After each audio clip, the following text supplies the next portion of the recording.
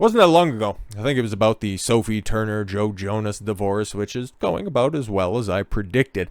I threw out another prediction, okay? One that it's like, man, I gotta own my L's every once in a while because, man, here I am thinking that, some guys know the game better than others, but then I remember, man, professional athletes really are just hyper focused on one aspect of being a man, being exceptionally good at that vocation, and then just being terminally blue pill. Because that's what Travis Kelce is doing right here by claiming one of the most famous 304s that's out there. Oh, but she's famous, bro, and she's super attractive. Yeah, dude, she's your age, and you are a year older than I am. So you're deciding, okay? Somebody at the peak of their career, a two-time Super Bowl champion, with a high likelihood of being able to achieve multiple more championships as well because you are arguably on the best team in the entire AFC. And you're deciding to go, you know what?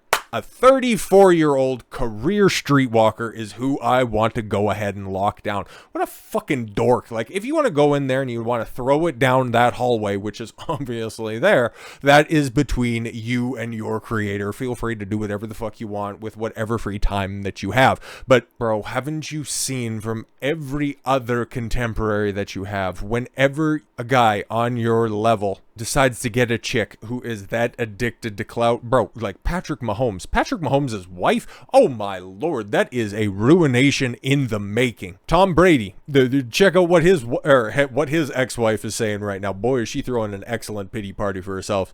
I gotta, do a video dedicated to that right now because that's one that I actually called correct. But this right here, man, it's definitely going to be setting me straight whenever it comes to these professional athletes. It's like, oh yeah, okay, cool. You want to go out there? You want to have some fun for the evening. That is okay. That is totally within your power. Just make sure, especially in today's day and age, your documentation is on point. I would understand this move 10 years ago, but now of all times, no, of course not. So yeah, he set this all up on Friday, apparently. Travis Kelce on Taylor Swift. I threw the ball in her court. Pause. Kelce is talking about the pop superstar while still not confirming speculations that the pair may be dating. Thursday's ESPN The Pat McAfee Show released its interview with Kansas City Chiefs tight end, and of course he is asked about the Swift rumors. Kelce appeared to be tickled by all the attention. It's hilarious how much traction this actually got, he said. This is like the old school game of telephone where everybody is going to be whispering in everybody else's ear. No one actually knows what's going on. Imagine, oh man, like I should have known, like the writing was on the wall on this one when it came to just being terminally blue pill.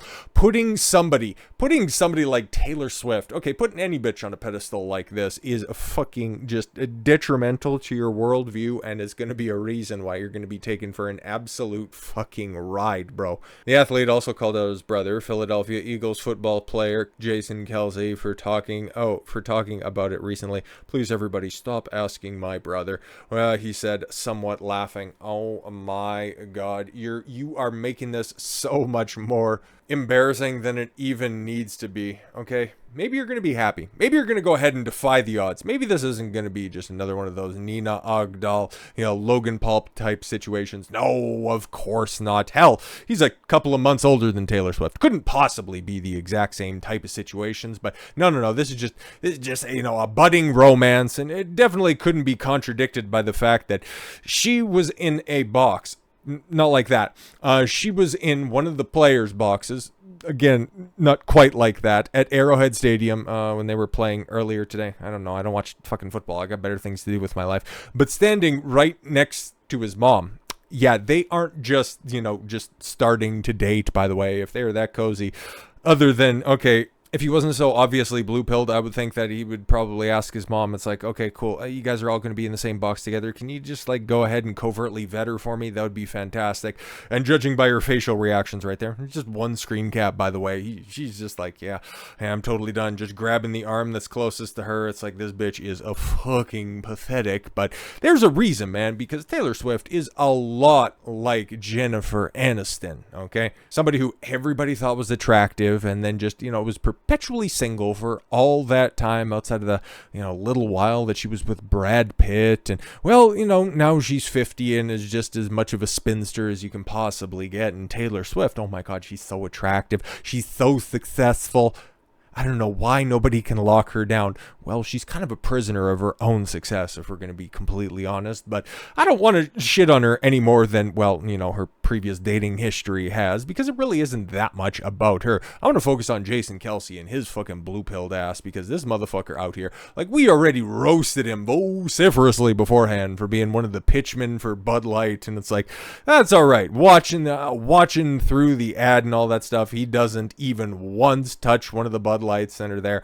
And as we went through it way back in the cut, you can go watch that video itself. He just collected the check. He just did his couple of grunts, and he was out of there, and that's totally fine, man. Hey, if somebody's gonna give you the bag, you go ahead and secure it and get the hell out. But again, it really should have been another one of those red flags for me to just not think that, he has a proper head on his shoulders, because now you got this asshole who just all of a sudden, boy, and Taylor Swift's new boyfriend, Travis Kelce, is the poster boy for the COVID booster. And that right there is probably the best way to put it. Taylor Swift's boyfriend, a 2-time Super Bowl champion, one of, if not the best tight ends in the entire NFL, just became the poster boy for the jab. Like, we got a 30-second video here that we're going to play in the background. I don't need any sound on this one because, frankly, it makes me absolutely sick to my stomach. And, so he's, doing all of that stuff, bro. Okay, just run it back a little bit. But yeah,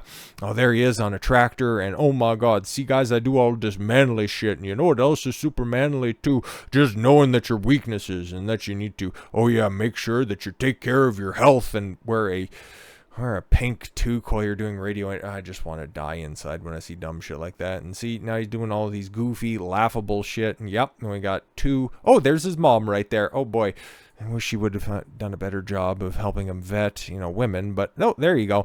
Make sure that you ask your healthcare provider about getting this season's coof shot while getting your flu shot as well. Yeah, if you want more of my opinion when it comes to all of that stuff, you can go ahead and check that out on Rumble, Rumble Side of Life, where I still talk about this stuff in a greater detail. But because this is YouTube and they can go ahead and change their terms at whenever they want, well, we'll just go ahead and keep it a little bit light on the specifics. But man, he's a total sellout. 1,000% a sellout, like it's saying right there. One time, if you get that Bud Light money when they're out there throwing around, as they were calling it at the time, the biggest marketing budget that they're ever going to put forward for a marketing campaign. Fantastic stuff. Get while the getting's good. I have no problem with that. But if you run it back a second time, especially, and it's super funny as well, because Pfizer has been trying to rope in different athletes. They successfully got Michael Phelps, somebody who has a documented indifference towards drugs, if you know anything about his past. And yeah, he was out there being a Pfizer partner. But it's so funny, man. Like, okay, I overheard recently, checking in with my folks, and they're one of the 6 people left in the world that still have cable television. And, well, I think Dad was watching a baseball game or something like that, in between innings. What is, like, the only thing that plays? Fucking medicine and big pharma advertisements. That's the only thing that's left on television. It's absolutely wild. And it's all for drugs that you have absolutely no idea what the hell it's for. A laundry list of side effects, but it's going to go ahead and improve your life. But in doing that and slightly paying attention to it, not sitting down and watching anything, I got better things to do with my time.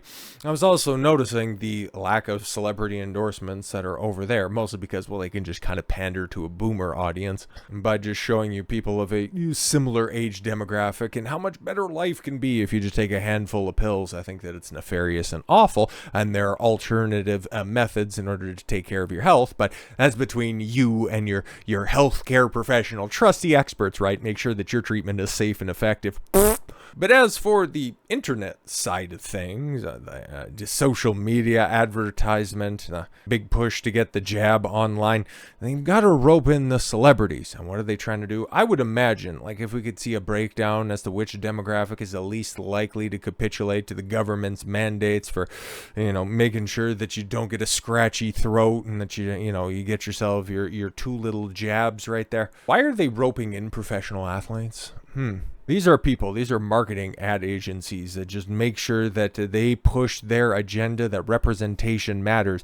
So when I see the guys like Michael Phelps and Travis Kelce trying to push the jab on everybody, I just go ahead and default to their own agenda that they like to push out there. They're trying to tell you, hey, stupid white guy, you need to go ahead and you need to get the jab because you like football, you like Olympic athletes, you like to see what the best in the world do. Well, yeah, you got to go ahead and do that yourself. It's all just a great big psyop. And hey, if Travis Kelce co-signs the jab, you should go do that. And if Travis Kelce go ahead and he co-signs a chick that has one of the most detailed, long-lasting track record of romantic failures, then hey, there's no problem. You can't be so insecure as to not accept your woman's trifling past. You just need to man up and wife these hoes. And oh god, that's something else that we're also gonna have to talk about. Just these tradcon strike back that these red pill guys when it comes to marriage, it's so evil. All of their emotional plays are just falling on deaf ears. Whoopsie daisy.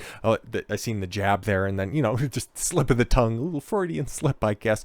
But no, make sure that you need to take care of your health. You need to be a manly man. A man, he grills and he mows the lawn at the same time, and he bench presses reporters, and he also goes in hot air balloons while talking on podcasts, and then he also sits at home clouded in smoke. I have no idea what's going on, and frankly, I don't care. But then again, I can go ahead and assess things objectively, because I'm not stupid enough to experiment with, experimental drugs like Big Pharma would so want me to. But with all that said, thank you all very much for the gift of your time. I've been Don Consuelo, and I want you to follow your gut and get after it. Take care, everyone.